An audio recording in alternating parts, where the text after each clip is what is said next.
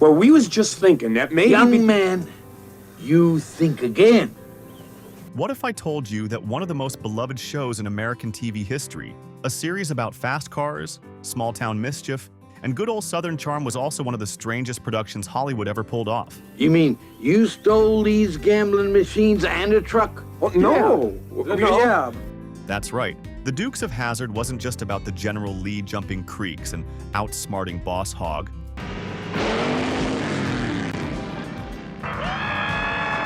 Behind the cameras, things got downright bizarre. From secret lawsuits and real-life crashes to a theme song that outperformed the show itself, this TV classic was pure controlled chaos. So buckle your seatbelt, folks, because we're counting down 15 weird facts you never knew about the Dukes of Hazzard, starting with the most bizarre of them all. They say about 320 Right. or so, and when the show ended in '85, there were 17 of these left. Number 1. The General Lee wasn't just one car, it was over 300. Let's start big, literally. The famous orange Dodge Charger, known as the General Lee, wasn't a single car. Over the course of the series, production went through more than 300 of them. Why? Because every episode featured massive car jumps, crashes, and stunts, and most of those cars didn't survive.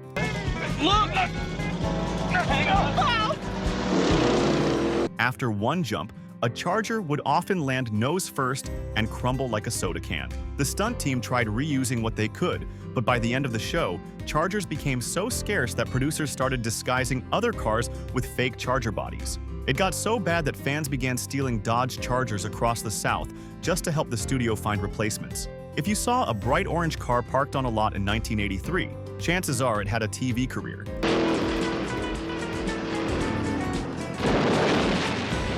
Number 2. The show was sued by Dodge. Sort of. Speaking of cars, here's a twist you didn't expect. During the show's peak popularity, Dodge wasn't exactly thrilled about how their beloved Charger was being destroyed every week. Fans loved seeing the General Lee fly through the air, but the company hated that the car was constantly totaled. They complained that the stunts gave the Charger a reputation as a junk magnet rather than a muscle legend. The irony?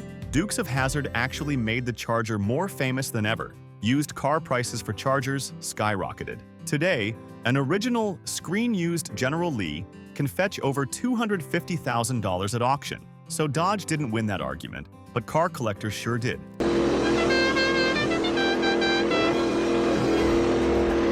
Number 3. The horn was a real Civil War bugle tune. You know that legendary Dixie horn that plays every time the General Lee honks? That sound wasn't created in a studio, it came from a real truck horn discovered by accident. One of the producers heard it on a passing car in Atlanta and chased the driver down just to ask where it came from. They paid $300 cash for the horn right there on the spot, and it became one of the most iconic sounds in TV history.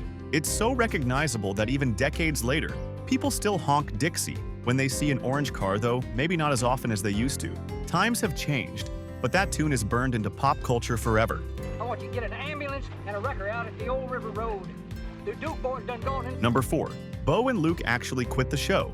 Yep, the stars of the Dukes of Hazzard, John Schneider, Bo, and Tom Wopat, Luke, walked off the set during season 5.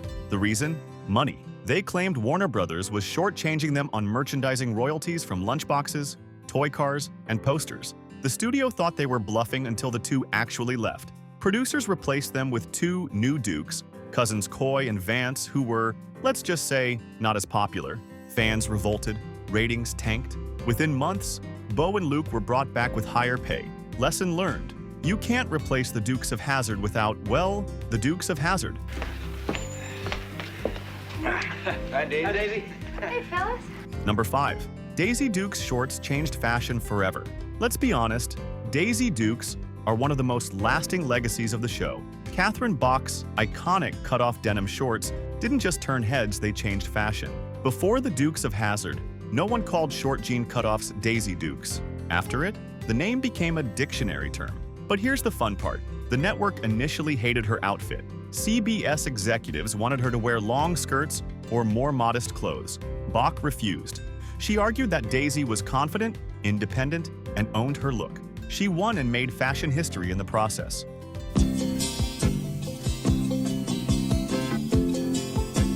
Number 6. The theme song outperformed the show. You know you've made TV magic when the theme song becomes a hit single. Waylon Jennings, who also narrated the show, wrote and performed Good Ol' Boys. The song was such a banger that it climbed to #1 on the Billboard country chart and even cracked the top 40 on the pop chart. Waylon earned more money from the song than from his narration work. He was so amused by it that during live concerts, he'd introduce it by saying, "Here's the one song that got me more mail than all my others combined." I'll tell you the story. I'm Waylon Jennings. Number 7. The show was inspired by real moonshiners. Believe it or not, the Dukes of Hazzard wasn't just made up out of thin air. It was loosely inspired by a 1975 movie called Moonrunners, which was based on the real-life exploits of moonshine runners Jerry and Bobby Love. Even the characters' names and the car's nickname General Lee came straight from that film. The original Moonrunners even had a similar narrator played by, you guessed it, Waylon Jennings. So before it became family-friendly fun, the Dukes of Hazzard was rooted in genuine Southern outlaw history. Number 8. The General Lee once got stolen in real life. Here's a twist that sounds straight out of the show. One of the original General Lee cars was actually stolen in real life. In 2001, a screen-used General Lee owned by actor John Schneider, Bo Duke himself, vanished from his storage lot in California. Fans and collectors went on high alert. Months later, the car was recovered in pieces after being spotted in a warehouse. The thief? A collector who apparently just wanted to own a piece of TV history. Schneider later said he wasn't even angry, just amazed that someone pulled off a real-life Duke-style car heist. You can't make that up. The poster was 75 and Charlie's Angels was 76. Do we have that poster, Dana? We just bring everybody back. I just like to... There it is. 9. Catherine Bach's poster outsold Farrah Fawcett. In the late 70s, Farrah Fawcett's red swimsuit poster was the pinup of the decade, but Catherine Bach gave her a run for her money. When Bach's promotional Daisy Duke poster was released, it sold over 5 million copies, rivaling Farrah's. The crazy part? Bach posed for the photo herself because the studio refused to hire a professional photographer. They thought it wouldn't sell. Instead, it became a pop culture phenomenon. Teen bedrooms across America had a new wall decoration, and it wasn't Farrah anymore. 10. The car jumps were real and dangerous. No CGI, no trick editing, those crazy car jumps were 100% real. The stunt crew actually launched full-size Dodge Chargers off ramps at speeds over 70 miles per hour. Many of those cars didn't survive. In fact, the production crew hired a full-time mechanic team just to rebuild or salvage wrecks. Stunt drivers were often injured, and one famously said, "If you landed one of those jumps and could walk away, you bought yourself a beer." Tough job, tougher cars.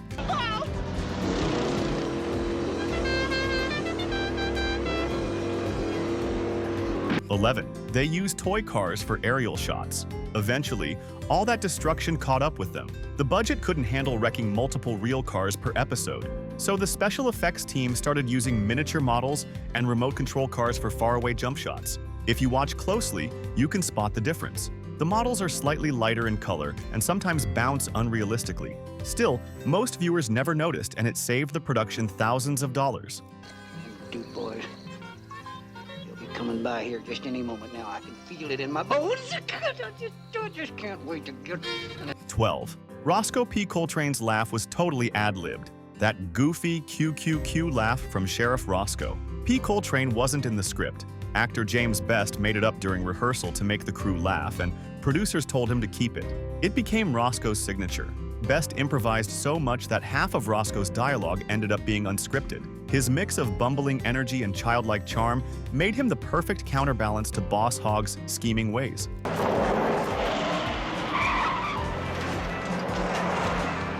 13. The show accidentally sparked real police chases. During filming in Georgia, fans sometimes mistook stunt scenes for real police chases. Locals would call 911 thinking someone was fleeing the law. At one point, actual deputies joined in, not realizing it was a TV shoot. After that, the crew had to post signs on roads reading, "Filming in progress, not a real chase." Imagine the confusion when someone saw the General Lee flying over a bridge and thought it was real life. It's an iconic car from a beloved show, now in the middle of a controversy over the Confederate flag. Warner Brothers has announced it will no longer make Dukes of Hazzard merchandise with the stars and bars. 14. The show got banned overseas. While the Dukes of Hazzard was a hit in the US, some countries banned or censored it for its use of the Confederate flag on the General Lee. In the 2010s, reruns even disappeared from several streaming services for the same reason. Fans were divided, some saw it as historical context, others as outdated symbolism. Regardless of politics, the General Lee remains one of the most recognizable cars in TV history, controversy and all. It's on who that'll be. Here comes somebody. Good. Oh, I love ambush. Good. Oh!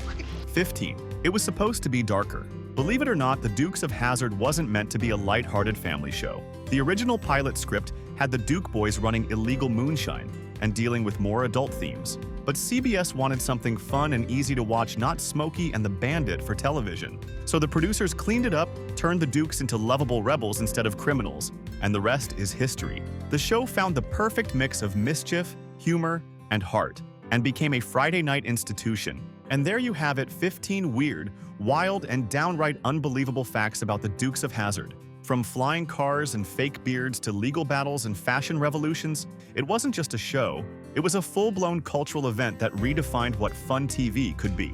So next time you hear that Dixie horn or see a bright orange Charger, remember, it's not just nostalgia, it's a piece of American television history. If you liked this video and it brought back memories, you'll love the next one too. Until then, drive safe, stay out of trouble, and keep those good old boys in your heart.